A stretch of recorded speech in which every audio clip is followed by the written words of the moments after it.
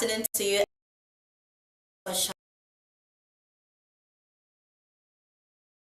The newly inaugurated commissioners of the Ondo State Civil Service Commission are been charged to do their best to add value to the present administration in the state by justifying the confidence reposed in them. Governor Lucky Aiyedatiwa at the official inauguration of the new appointees renewed his commitment to always promote efficient service delivery and urged workers in the state to shun out capable of bringing the state to disrepute. Governor Aiyedatiwa, who congratulated the appointees, reaffirmed his passion to make the state better. I swear that I will be faithful. And bear true allegiance. To the Federal Republic of Nigeria. And I will preserve, protect, and defend the Constitution. So help me God. So we make any other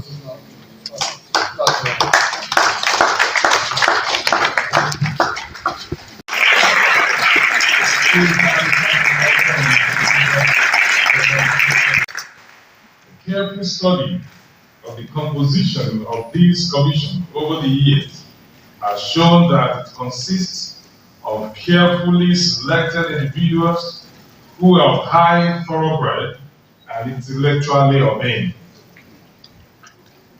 It is apposite to inform you that the 3 slots that have just been filled arose when the tenure of 3 out of the 4 members of the commission expired on the 13th of June 2024 after serving meritoriously for a period of 5 years as statutorily prescribed.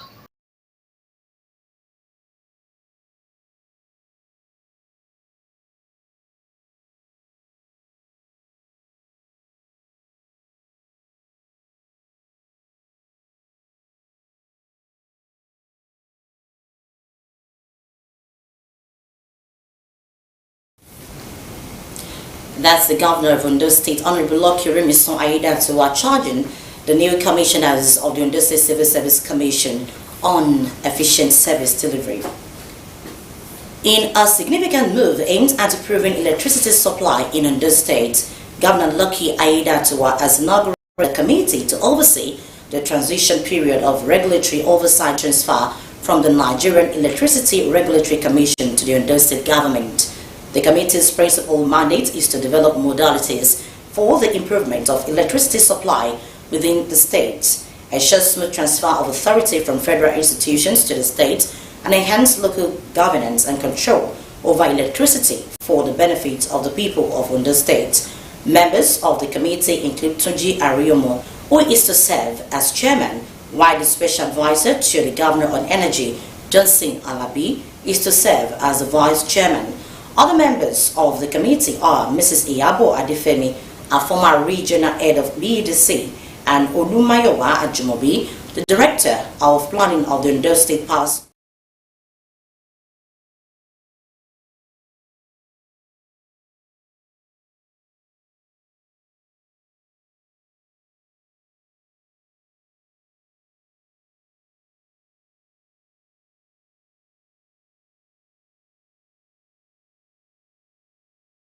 Is a vital step towards achieving the goal of a more efficient and locally controlled electricity regulatory market. Meanwhile, Ondo State government has announced its plan to begin the rollout of 10,000 new electricity meters this month. Special advisor to the Governor on Energy, Johnson Alabi, who was speaking with newsmen in Akure, said it is part of the strategy to improve energy efficiency. Osrc's Tosin Adibowale has more.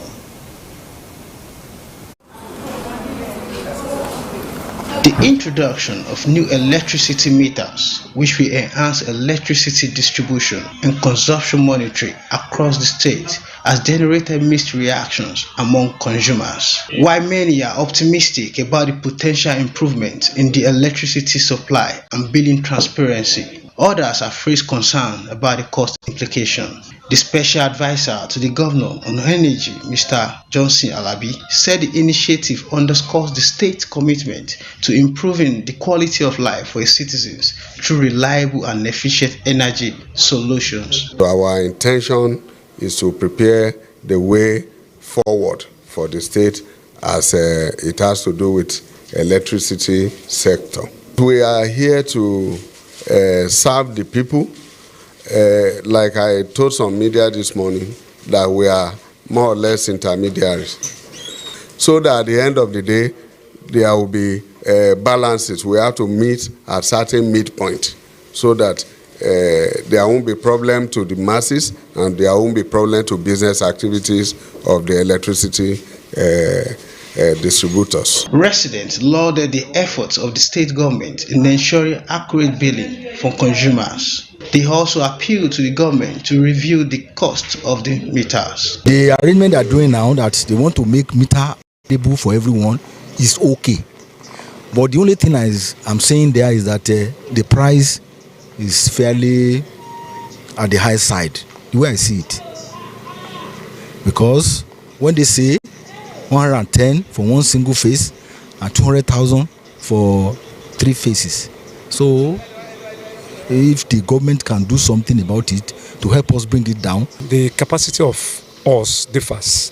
Some can afford 500,000 naira immediately, but as I speak to you, some cannot even afford 10,000 naira with the hardship internal. So I want a situation where the government can find a solution, most especially even to the civil servants, so that every one of them can be able to acquire this, by means of reducing the price. Then, if it is for them to pay instrumentally for a period of time, so that they can offset the bill. Addressing the concern of the cost, Mr. Johnson Alabi assured the Ondo State government is exploring various options to make the meters more affordable. In about a week or maximum 2 weeks from now, people would have been getting meters from us. We want to give benefits to those people who are able to pay outrightly first, and by the time we are bringing in some other tranches, then we can now look at a way to structure it. As the state braces for the rollout, all eyes will be on the implementation process and the government's ability to address the financial concern of its citizens. Tosin Adeboali, Osrc News. About 97,738 enrollees, which include public servants and their dependents, currently have access to medical care, and over 426 surgeries performed under the Orange's health insurance scheme in less than 2 years of existence in Ondo State. The Director General on the State Contributory Health Commission, Dr. Abiodun Oyine, was speaking at the press briefing in Akure to commemorate the 5th anniversary of the Commission. Osrc's Joy Pius now completes the story. Representatives of the Ministry of Health, Education, World Health Organization, Ondo State Workforce, among others, converged on Akure, the state capital, for a briefing organized by the Ondo State Contributory Health Commission to mark its 5th anniversary. The Special Advisor to Governor on Health, Professor Simidele Odimayo, appreciated the state government for the developmental strides witnessed in the health sector. I want to appreciate the governor for his commitment to the health of the people. The style with which our governor leads is sterling and is worthy of commendation. The Director General of the Contributory Health Commission, Dr. Abiodun Oyine, reeled off achievements of the Commission in the last 5 years, to include provision of quality healthcare services to enrollees of various schemes of the Commission. We have enrolled 50,503 vulnerables across 203 wards in the 18 local government areas of the state, under the Basic Healthcare Provision Fund program that is codenamed Ilera Noro Scheme. The vulnerables consist of widows, the elderly, people with disabilities, women of reproductive age group, pregnant women and children under 5. Medical services including renal dialysis have been provided with over 9 intermediate and major surgeries performed so far. Others in their goodwill messages thanked the government for its support, calling for the extension of the schemes to the people at the grassroots. We are doing well, and this is the majority of you are doing well, and the sector. I still want to encourage that we will continue to do. We have to know that we cannot rest on our oars until everybody in Ondo State is covered under this scheme. The Commissioner for Health, Dr. Banji Ajaka, commended the Commission for achievements recorded so far, assuring of government's commitment towards enhancing the health sector. We thank God the Contributory Health Insurance Commission is here and the scheme is ongoing, and the workers of Ondo State are enjoying it, including themselves, and the other people are expecting us to come on board so that they can benefit. As part of activities to mark the 5th anniversary, the Commission offered a free medical outreach to the people of Ondo State, as well as a sensitization tour across major streets in Akure, the state's capital.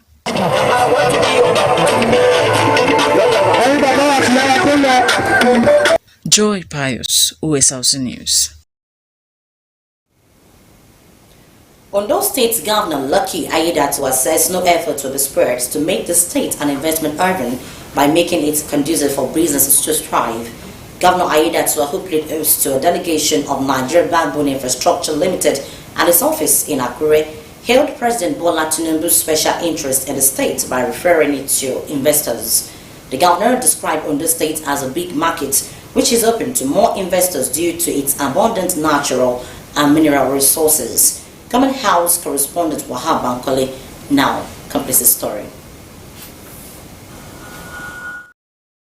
Determined to further open up the state to investors towards boosting its economic growth, Ondo State Governor Lucky Aiyedatiwa received in audience a delegation of Nigeria Backbone Infrastructure Limited, led by its Chief Executive Officer, Mr. Henry Owonka. CEO Nigeria Backbone Infrastructure Limited.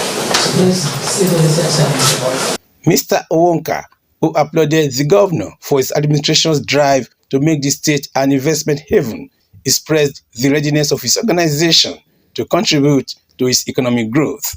Our program of investment cuts across multiple sectors.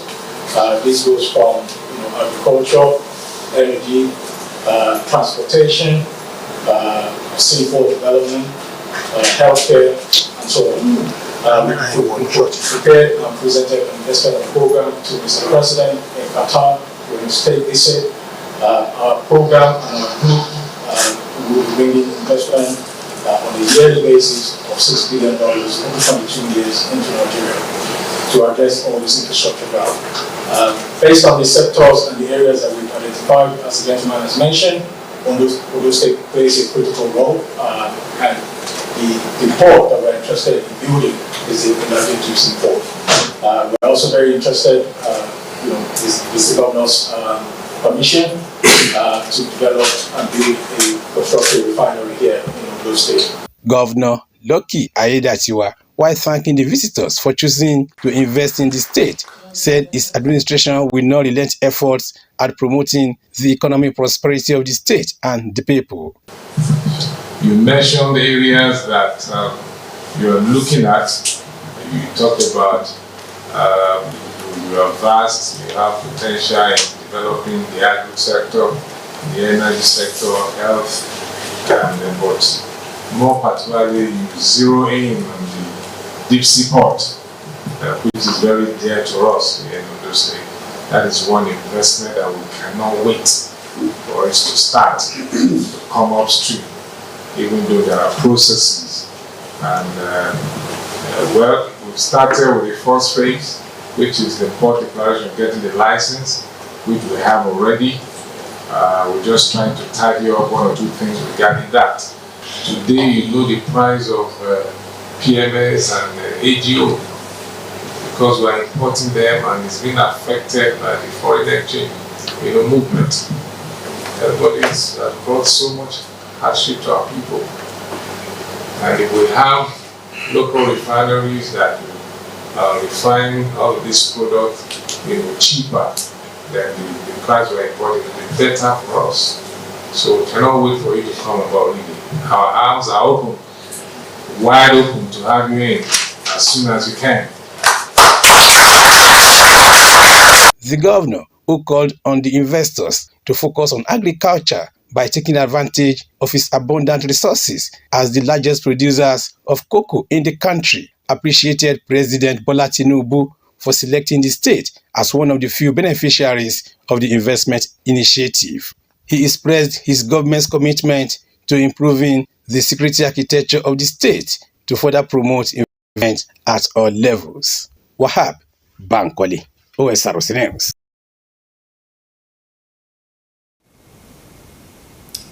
As part of efforts to enhance their welfare and improve productivity, National Youth Service Corps members deployed to Ondo State will henceforth receive a monthly stipend from the state government.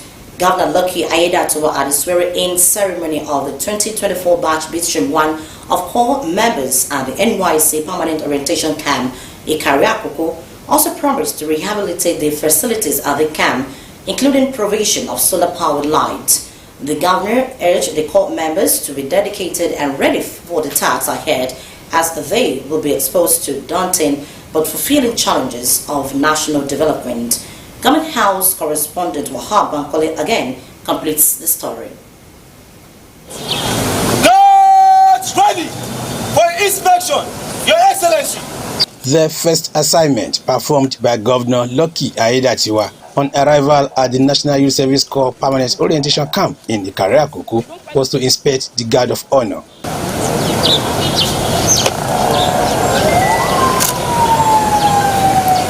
May I have your permission to dismiss the guards into the guards room, Your Excellency. Thereafter, it was time for a special display.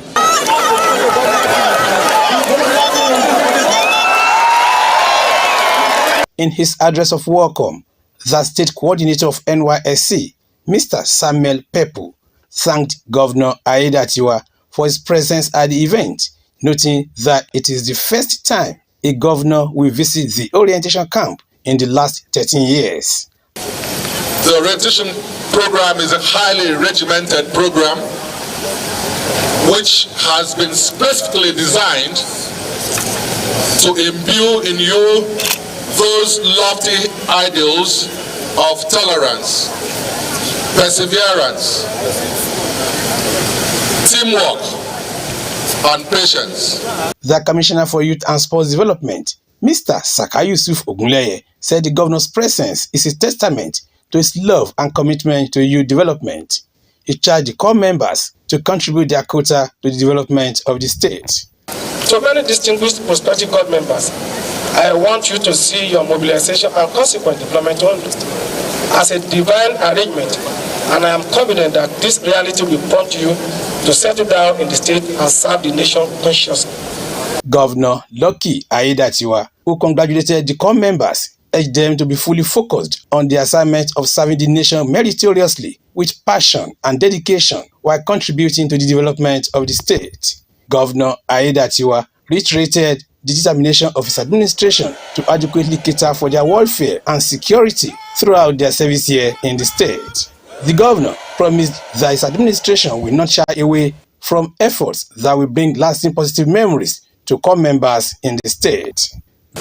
We therefore induct you into the national service of our country today. You face a greater challenge to prove that the future of our country and coming generations will be secured in your hands.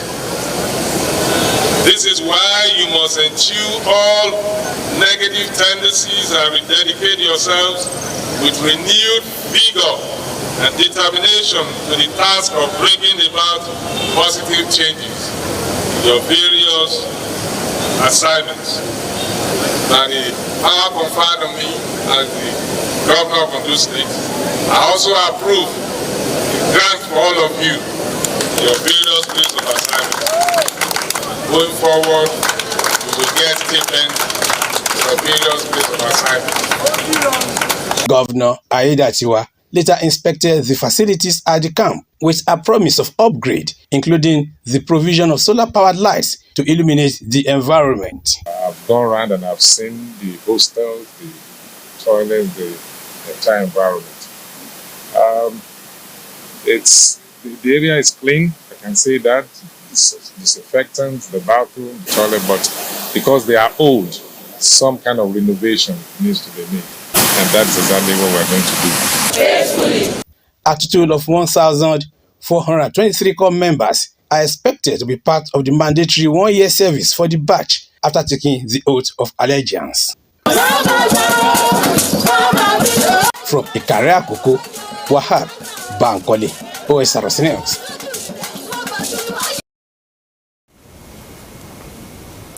In a bid to give back to the system that made him an alumnus of Imade College in our local government area of Ondo State, Mr. Bankole Falaye has donated a block of classrooms to the school.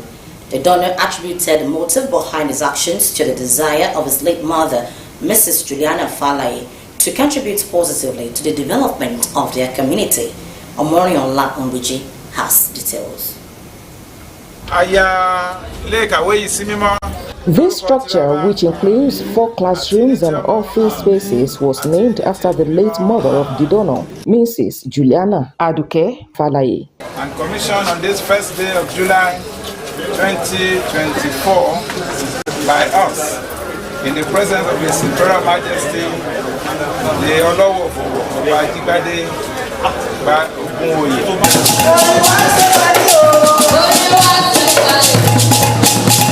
Principal of the school, Abayomi Fashawe, while speaking of the uniqueness of the project, said the development would complement government's efforts at creating conducive teaching and learning in schools. We are immensely grateful to Sir Bankole Falaye and family for this wonderful gift. Thank you very much, sir. I am also confident that this great effort will be an eye-opener for other committed students who will want their names to be written in gold. The donor, who left the school in 1981, Mr. Bankole Falaye, said his contribution is also to emphasize that government alone cannot provide all required to realize the dreams of the founding fathers. Let us continue to strive for excellence and in all we do, knowing that education is the key to unlocking a better future for ourselves and for the generations to come. Siblings and friends, including Olowo Oba Ajibade Ogunwoye, charged the school management on proper management of the facility for better academic performance. We are all challenged by what some of your Bankole has really done here. That we should all be prepared. We should all be prepared to give more to this school, to give more to society, to give more to your kingdom.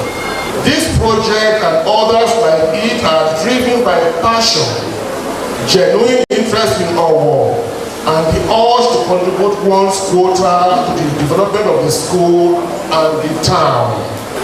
What will encourage the donors is when they begin to see good results come out of this.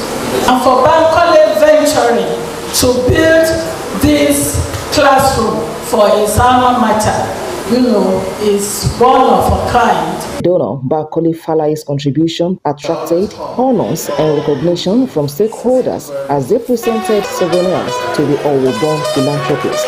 He has been paying the salary of teachers in this school.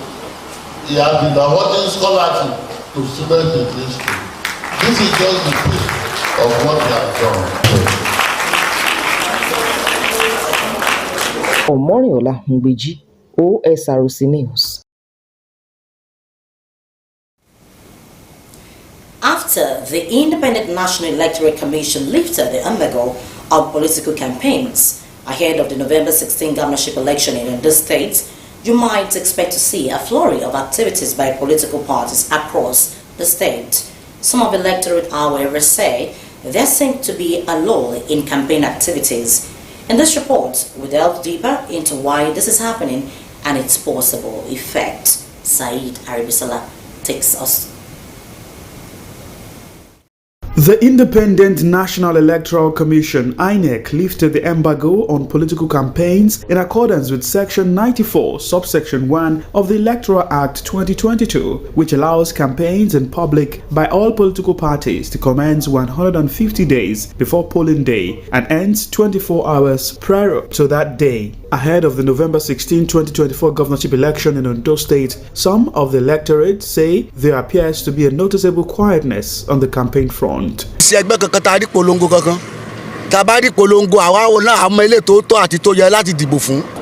their campaign, it's not the noise they make that gives them the victory.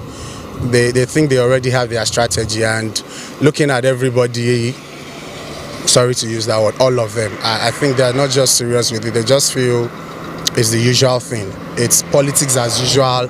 And when it's time, we know how to get these people to vote for us. So basically, I've not seen any seriousness. I've not seen anything that will make people know that, oh, this is the election period. I mean, it's just how many months to the election, and we've not even. Okay, maybe if they think it's still long, that the months are still long. Well, I don't know, but I feel at this time we already should start having the feelings that. To get reactions to this opinion, Osrc sought update from some of the 17 political parties cleared to feature in the election. Many political parties cited ongoing strategizing efforts as the reason behind this apparent lull. The All Progressives Congress (APC) and the People's Democratic Party (PDP) expressed that they are in the midst of formulating robust campaign strategies. It's at the final stage of putting the list for the campaign together. As soon as this, we should be able to wrap up this by the end of this week.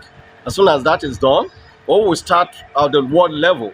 We start with meetings at the world level, from there to local government, then proceed to the senatorial, finally at the state, before the campaign will commence in full swing. So preparations are ongoing. As I speak to you now, the template for the campaign council, the state campaign council. I'm sure you are aware that last week the national campaign council was inaugurated in Abuja for Edo and Ondo states. So that is, the lineup for activities for the campaigns and the election. Other representatives of the participating political parties, including the Young Progressive Party, also highlighted the extended campaign season as a factor contributing to the current quiet phase. It has become lengthened. We're talking of almost 4 or 5 months, which is not the normal thing in our previous electoral process. So it's a long distance race when it comes to campaigns. And I think that's why even most parties are also taking their time before they step out, because you know that once you start it and you step out, then the expenses start piling up. The party officials emphasized the importance of meticulous planning and coordination in their campaigns, noting that despite the lifted embargo, a comprehensive strategy is essential to effectively reach voters. However, amidst the perceived silence from the political arena, citizens and business owners, particularly graphic artists and other related professionals, echoed a sentiment of minimal campaign activity with a lack of engagement from political entities, which typically seek services such as poster and banner designs as well as promotional materials. The patronage has been very, very low. That's just have to face it. It's been low. Unless even some of the people that want to do, they would rather bring it from other states. While the sentiment among citizens reflects a general expectation for heightened political activities, the team lead, Kimpak's Development Initiative, an organization dedicated to advancing democratic governance, Bukola Idowu, tasked politicians on issues-based campaign. Encouraging the politicians to look at and to do is to see how they conduct and start their campaign with issues around security, issues around the economy of the state, issues around security of the state, life and property of the state, issues around infrastructure. But they should not focus mainly on personality, because we need to promote issue-based campaign and not personality attack. With the upcoming elections drawing nearer and schedule for campaign having started on June 19, 2024, there is anticipation that campaign efforts will intensify as parties finalize their strategies. Sahira Ribisala, Osrc News.